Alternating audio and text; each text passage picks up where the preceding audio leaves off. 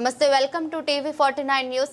అల్లూరి సీతారామరాజు జిల్లా జీకే వీధి మండలం దారకొండ పంచాయతీ పరిధిలోని చిన్న గంగవరం గ్రామం ప్రజలు తీవ్ర ఇబ్బందులు ఎదుర్కొంటున్నారు. గతంలో భారీ తుఫాను కారణంగా గ్రామానికి అనుసంధానం చేసే బ్రిడ్జి పూర్తిగా కొట్టుకుపోయిన విషయం అందరికీ తెలిసిందే.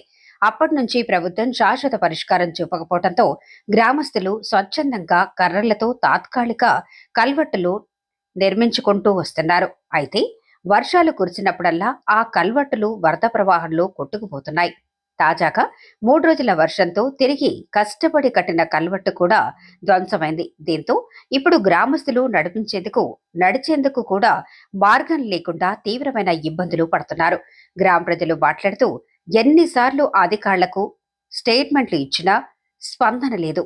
ప్రతిసారి మనమే కర్రలతో కల్వట్టు కట్టి వర్షం వస్తే అది మళ్లీ కొట్టుకుపోతుంది. ఇలా తాత్కాలిక పరిష్కారాలు కాకుండా మాకు శాశ్వత బ్రిడ్జ్ నిర్మించి ఇవ్వాలని ప్రభుత్వాన్ని డిమాండ్ చేస్తున్నాం అని పేర్కొన్నారు.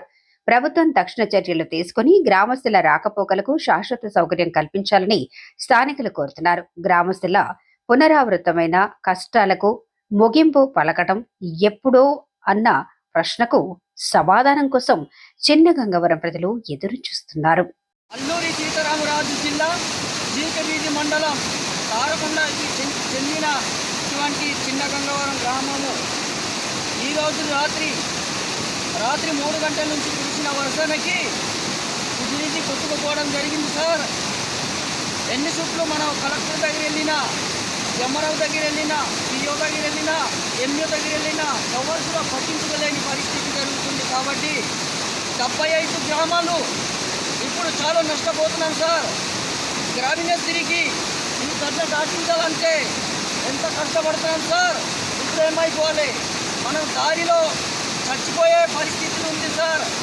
దయచేసి గత సంవత్సరము సెప్టెంబర్ 8లో కురిసిన వర్షం ఎలా కురిసిందో అదే గట్టి మనకి జరిగింది సార్.